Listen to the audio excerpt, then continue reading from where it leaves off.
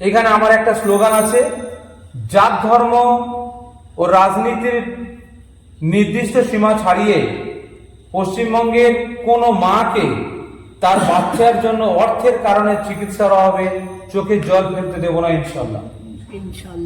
আপনারা দেখেছেন বিগত কয়েকদিন আগে আমাদের দক্ষিণ চব্বিশ জেলা জমিয়ত ওলামাদের যে সভাপতি আছেন হাসান মাওলানা সাহেব, উনি একটা প্রোগ্রামে আমার সাথে মাসওয়ারায় ছিলেন। মাহবুদ আলী বলে একটা বাচ্চা, যার 5 লাখ টাকা চিকিৎসা খরচা ছিল। আল্লাহ শুধু আমাকে নয়, আমার দায়িত্বে হয়তো বাচ্চাটাকে আবার এনআরএস হসপিটাল থেকে 5% বাচ্চাটা মানে নার্সের এনআরএস বলেছিল নীলরতন সরকার হসপিটাল 5% বাঁচার আশা আছে। আমি রিস্ক নিয়ে চিঠি করে পেশেন্টটা তুলে সরার জায়েজ হসপিটালে ভর্তি করেছিলাম। আল্লাহ তাকে সুস্থ করে বাড়ি পাঠিয়ে দিয়েছে। জাহিদাকে অসংখ্য ধন্যবাদ জানাচ্ছি। আমরা যেটুকু টাকা দিতে পেরেছি জাহিদা সেটুকুই খুশি মনে মেনে নিয়েছে। ওনাকে আমরা সেইভাবে চিকিৎসা খরচ দিতে পারিনি। আমাদের এখানে স্পেশাল প্রবলেম সলিউশন টিম আছে। অফিস বকুলতলা নতুনহাট, দর্জি মেডিকেলের পাশে, জয়নগর দক্ষিণ চব্বিশ পরগনা, জয়নগর শিয়ালদা থেকে নামখানা লক্ষ্মীকান্তপুর কাকদ্বীপ জয়নগর 1 নম্বর প্ল্যাটফর্মে নামার পরে ওখান থেকে দর্জি নতুনহাট গিয়ে দর্জি মেডিকেল পাশে আমার অফিস। এমার্জেন্সি চিকিৎসা পরামর্শ সহায়তা কেন্দ্র জি সরার জায়েজ হাসপাতাল, জাইতার হসপিটাল নামে পরিচিত। দেখতে পাচ্ছেন 300 শয্যা বিশিষ্ট Swasthya Sathi A grade NABH WBHS মান্যতাপ্রাপ্ত হাসপাতাল, সরারহাট, বেনেপাড়া, ফলতারহাট, দক্ষিণ চব্বিশ পরগনা। অনেকে জাহিদাকে চেনেন?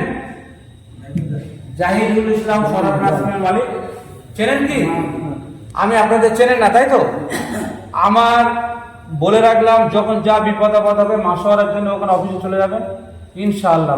অর্থ না থাকলে, 1 টাকা না থাকলেও আমার কাছে যাবেন, আর পয়সা কিছু দেওয়ার ক্ষমতা থাকলেও যাবেন।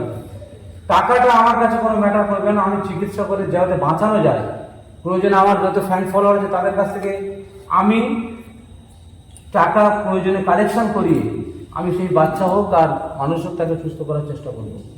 আসসালামু আলাইকুম। বিগত কয়েকদিন আগে বাগবাড়ি মসজিদে আমি একটা এই যে আমাদের কর্মসূচিটা শেয়ার করেছিলাম। আজকের আমার হানারবাটি গ্রামের যে মসজিদের নাম কি, পশ্চিম রঘুনাথপুর মসজিদে আমি এসেছিলাম।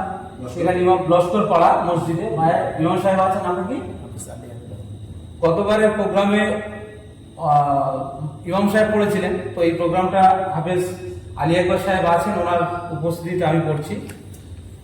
প্রিয় সাথী, আমাদের ফ্যান্স ক্লাব এর পক্ষ থেকে স্বেচ্ছাসেবী সংগঠন আমপা পরিবারের মাধ্যমে একমাত্র সৃষ্টিকর্তার সন্তুষ্টির উদ্দেশ্যে আপনাদের যে কোনো কঠিন বিপদ সমস্যায়, nursing home, hospital, BDO, panchayat, থানা, ব্যাংক, স্কুল, কলেজ, আদালত প্রভৃতি সংক্রান্ত সমস্যায়, এমনকি কারো বাচ্চা হারিয়ে যাওয়া, বাড়ি কোনো মেয়ে পাচার হয়ে যাওয়া, বাচ্চা সহ বড়দের ভয়ানক কোনো রোগে আক্রান্ত হওয়া, পথ দুর্ঘটনায় গুরুতরভাবে আহত হওয়া, আগুনে পুড়ে যাওয়া, কোনো বাচ্চা পুকুরে ডুবে যাওয়া এবং ক্যান্সারের মতো মরণ ব্যাধি সহ সব রকমের কঠিন বিপদ সমস্যা যা আপনাদের পক্ষে সমাধান একেবারেই অসম্ভব মনে হবে, সেক্ষেত্রে আমাদের অফিসে জানিয়ে সম্পূর্ণ বিনামূল্যে মাসওয়ারা পরামর্শ ও সঠিক গাইডলাইন পেতে পারেন।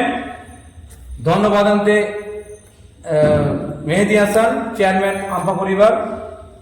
আর একটা কথা বলে যাই, আমরা যে মুসলমান, আল্লাহ আমাদের ইসলাম ঘরে পাঠিয়েছে, প্রত্যেকে চেষ্টা করবো আগে প্রথমত মানবিক হওয়ার।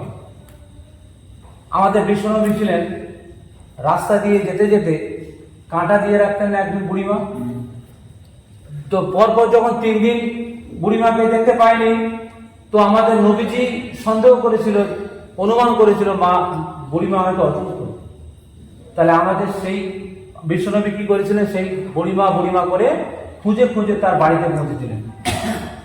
তো বুড়িমা করে যখন ডাকছে, তখন বলছে, কে বাবা? বলছে, বাবা আমি মোহাম্মদ।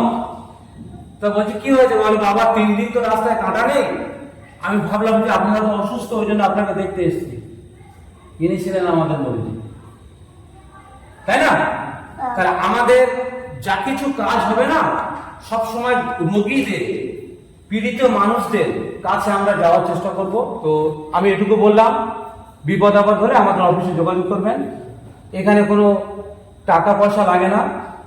যেখানে যাবেন থানা পঞ্চায়েত, বিডিও, স্কুল, কলেজ, যেখানে যা প্রবলেম হবে, ব্যাংক, আমি ওখানে একটা স্ট্যাম্প মেরে একটা সিগনেচার করে দেবো, সেখানে যাবেন, বাকিটা আমি কথা বলবো। তাহলে এটুকু বললাম। আর আপনারা সবাই ভালো থাকবেন, সুস্থ থাকবেন। এই উদ্যোগটাকে আপনারা যেমন গতবারের প্রোগ্রামটা ছড়িয়ে দিয়েছিলেন, এটাও ছড়িয়ে দেন।